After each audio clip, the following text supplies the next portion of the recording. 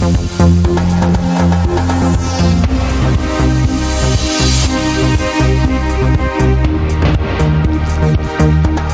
morning and welcome to Newsfirst Prime Time Sunrise.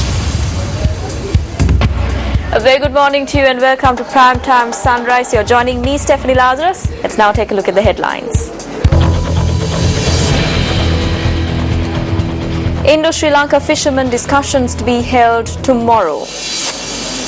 121 persons arrested for violating election laws. Elections Commissioner says that plastic election boxes will be distributed to the selecting polling centres. And finally, on the international desk, we've got Ukrainian soldiers waiting to redeploy to Ukrainian mainland. Now, stories in detail. The police states that 121 persons have been arrested for violating election laws. And police media spokesperson SSP Ajit Ronan stated that 123 complaints have been received so far with regards to violating election laws, and 38 motor vehicles have been taken into police custody.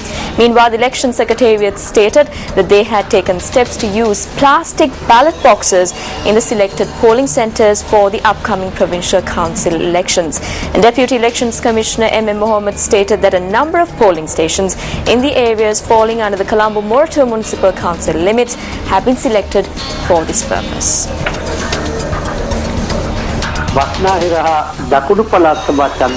We are hoping to use several plastic ballot boxes for the upcoming Western and Southern Provincial Council polls, especially at selected polling stations within the Colombo and Moratua Municipal Council limits. We are hoping to use some 250 plastic election ballot boxes belonging to the Elections Department.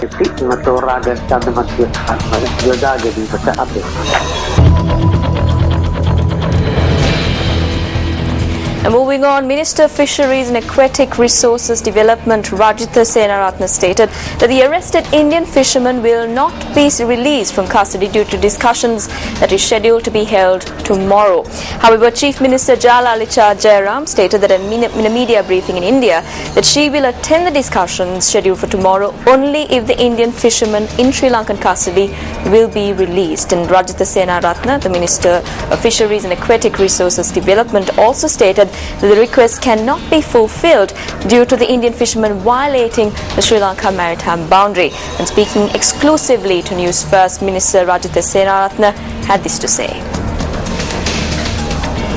If India requests us to release these fishermen from prison, we cannot do so. Fishermen continue to arrive in huge numbers. Out of the fishermen that arrived into the Sri Lankan maritime border, we are only able to arrest a few of them. Therefore, we are not in a position to release these fishermen. Although the necessary authorities say that discussions will be held regarding this issue, no discussion has taken place.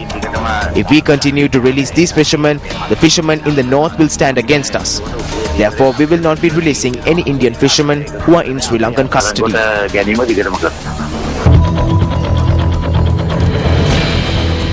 Moving on, more local news. A fire broke out in the forest reserve located in close proximity to a gem mine in Maduragoda, Kurunegala last afternoon.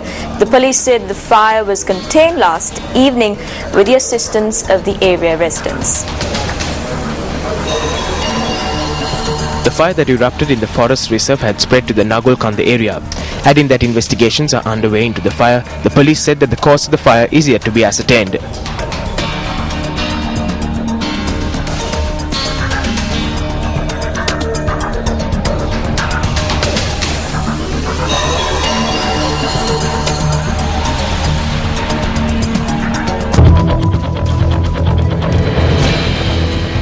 Veterinarians are working hard to save the life of an elephant of calf that was found in the Minerio National Park.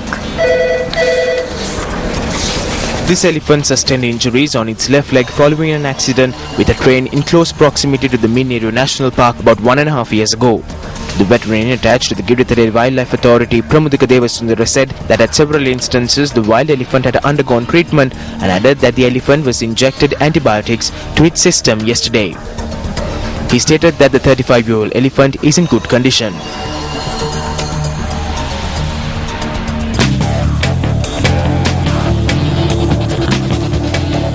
First up on Sports First this morning, India beat West Indies by 7 wickets in the Super 10 Group 2 match of the World 2020 at the Sherry Bangla National Stadium yesterday.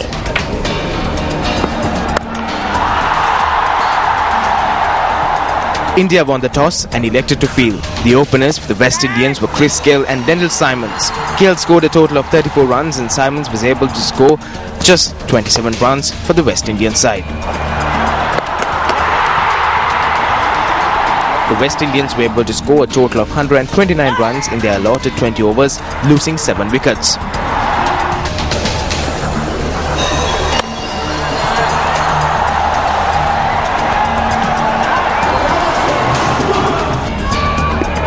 Batting in reply, India scored 130 for the loss of 3 wickets in 19.4 overs.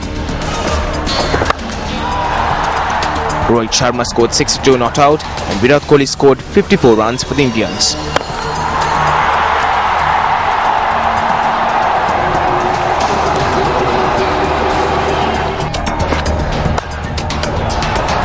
India is now on the top of the Group B ranking after securing victory in both matches they played.